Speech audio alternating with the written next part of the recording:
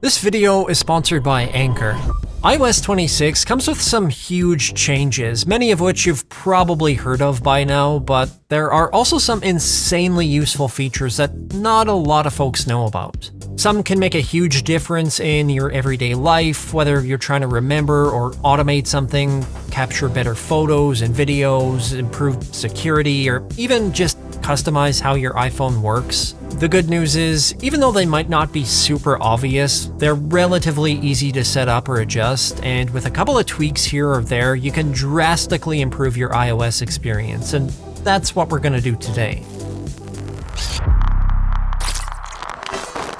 iOS 26 has been out for about 5 months now, and Apple has been quietly adding features and updates that most people probably don't even know about. Around half the things that we're going to talk about today were actually added after the initial release, and others are just really useful things to know, but the first worth noting popped up in iOS 26.2 with urgent reminders. Now, if you've ever set a reminder on your iPhone and just swiped away the notification when it came in, which, let's be honest, is most of us, this fixes that entirely. You'll see that if I go and create a new reminder, I've got a little urgent toggle that I can turn on, and when you select that, instead of just getting a regular reminder notification, it will set off an alarm, which works regardless if you're in a focus mode or if your phone is set to silent. I usually have a few recurring reminders that I set throughout the week, and having them set as alarms helps me actually get up and do the thing that I'm supposed to do,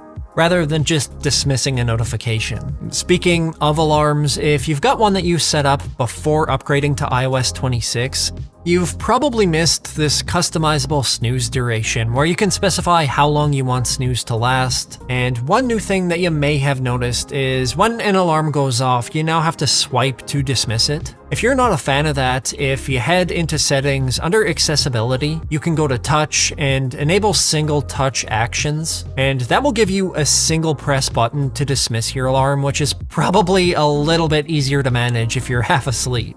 Another great little feature that's also within accessibility that can help make sure that you're keeping up with notifications or reminders is the Flash for Alerts feature. This is going to give you more of a visual cue with incoming notifications, where if I go into the hearing menu within accessibility, under audio and visual, I can tap Flash for Alerts. And I can choose if I want the LED on the back of the phone to flash for notifications. I can just have the screen itself flash, or I can do both. It is nice that you can finally do that on iOS, as Android has had it forever, and if you wake up one day and you decide that you're sick of looking at liquid glass on iOS and you want to switch to Android, Apple teamed up with Google to make it super easy to transfer from iPhone over to Android. This is brand new as of iOS 26.3, but if I head into settings, under General, if I go down to Transfer or Reset, you'll see that there's a new Transfer to Android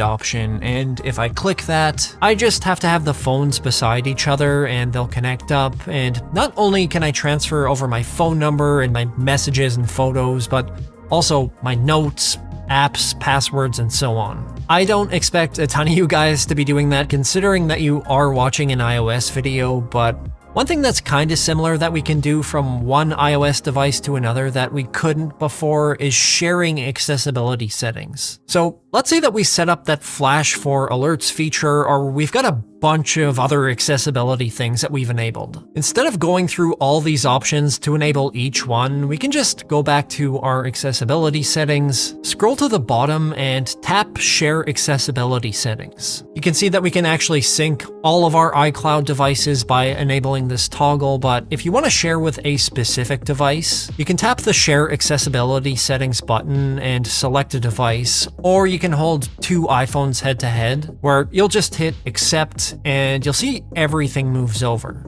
Another thing that you may not know about is the new Preview app, where say if you're viewing a PDF, it doesn't really look all that different from the embedded viewer in iOS 18, but has a bunch of great new features. You can see I've now got full PDF page management, where I can reorder, remove, or insert pages. I can fill out forms with autofill, use the signatures that I've saved on my Mac to sign documents, create new documents, and password protect documents. all things that you couldn't do on iOS 18. In contrast to that, one thing that will immediately look different is the layout in Safari, where by default, you've got this new compact style, and you can see more of the controls are nested within a menu now. I've gotten used to it, and I do like it quite a bit, but if you ever want to revert back to how it was, all you need to do is go into Settings, under Apps, go to Safari, and if you scroll to the Tabs section, clicking on Bottom will put everything back similar to how it was with iOS 18.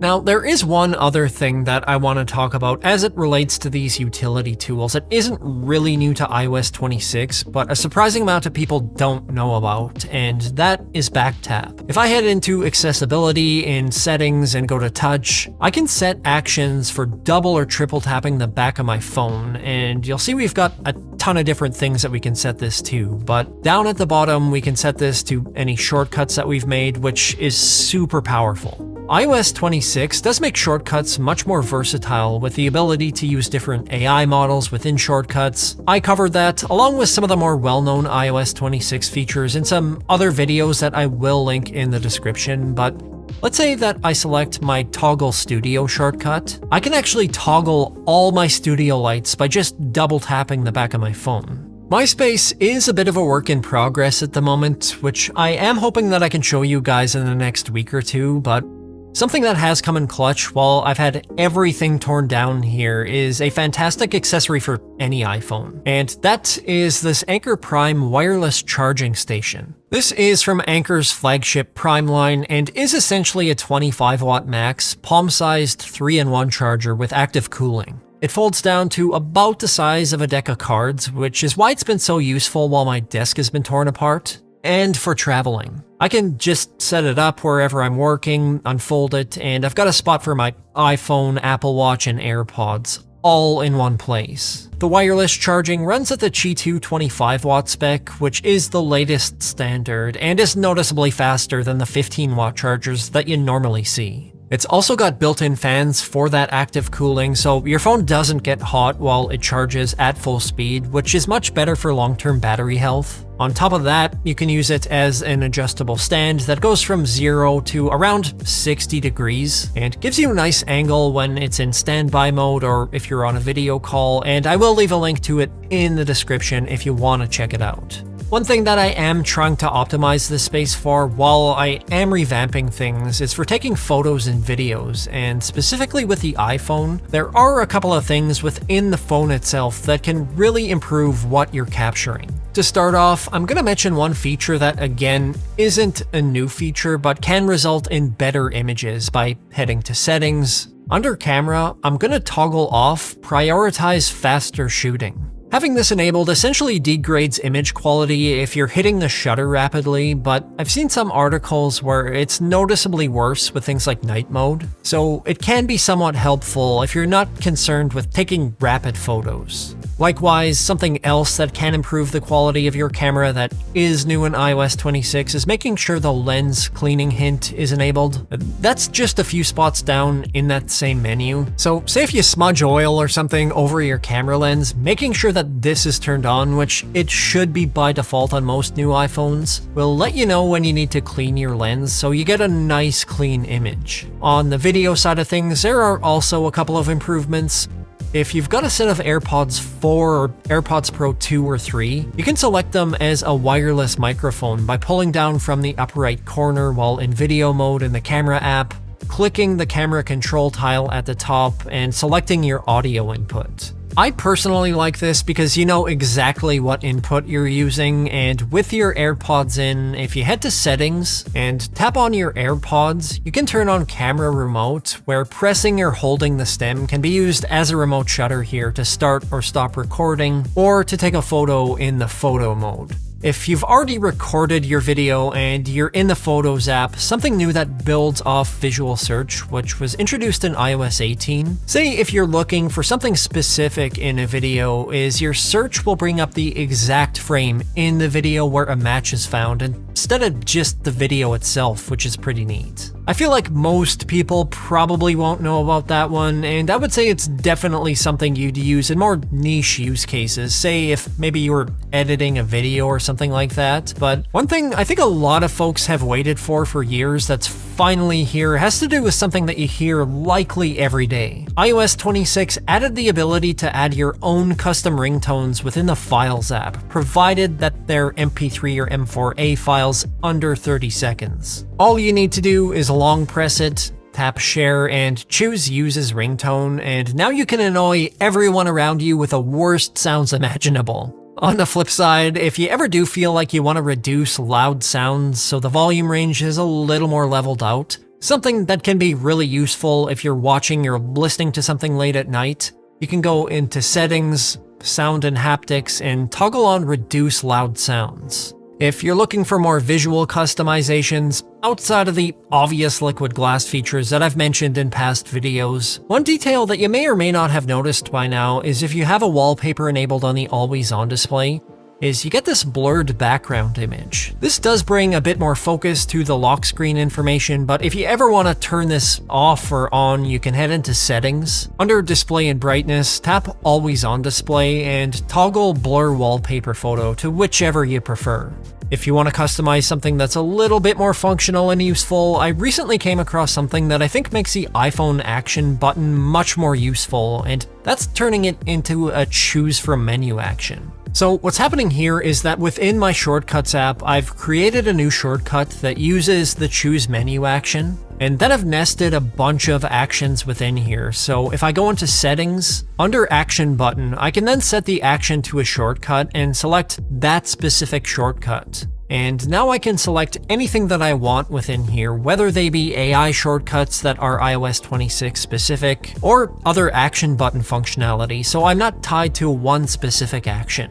I won't get into all the details surrounding how I set up shortcuts from scratch, but I will drop a link below to this specific one if you want to use it as a template and customize it to work with. But let's get into some of the lesser known features with privacy and security, because I think these might be the most impactful out of anything here. Brand new in iOS 26.3 is the ability to limit precision tracking, which will prevent cellular networks from tracking your exact location. Cell carriers in the past have sold location data to aggregators who then resell that data, and overall it gives you less exposure to third parties where you don't want it. The caveat here is I believe this will only work with Apple's own modems, and right now that's just the iPhone 16e and the iPhone Air, and only on select carriers, which I'm sure will expand. But if you're covered there, you can head into Settings under Cellular. Under Cellular, go to Cellular Data Options, and you should see the Limit Precise Location toggle. In terms of security features that are available to everyone on iOS 26, one that I personally like is airdrop verification codes. Essentially how this works is anytime you airdrop something to someone who isn't saved in your contacts, Apple added an additional step that requires the sender to enter a 6-digit password shown on the receiver's phone. So now there is very little possibility of sending or receiving unwarranted or accidental airdrops from people that you don't know. Speaking of passwords, the Passwords app got some meaningful upgrades in iOS 26, the first of which is password history.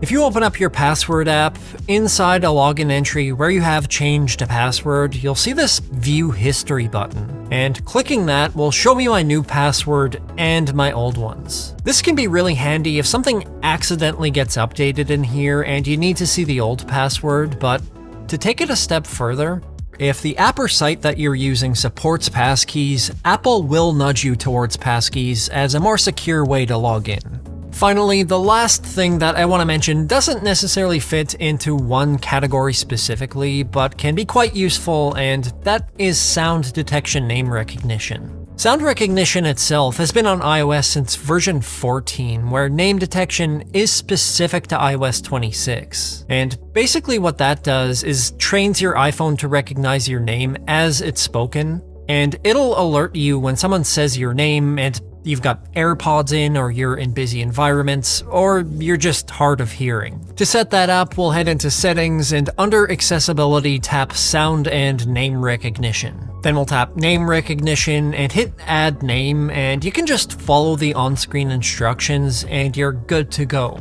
If you want quick access to this, I think that you can set it up in the control center, but I really wanted to focus on some of the lesser known things today that people are a lot less likely to know about. That being said, I know that there are dozens of things that I haven't touched on at all, so feel free to drop any hidden features or tips and tricks that you prefer down below, but that's all I've got for you today. If you'd like to see more tech-related content, or help me make an iOS shortcut that asks you if you're sure every time you press a button, please subscribe. Thank you so much for watching, and I will see you in the next upload.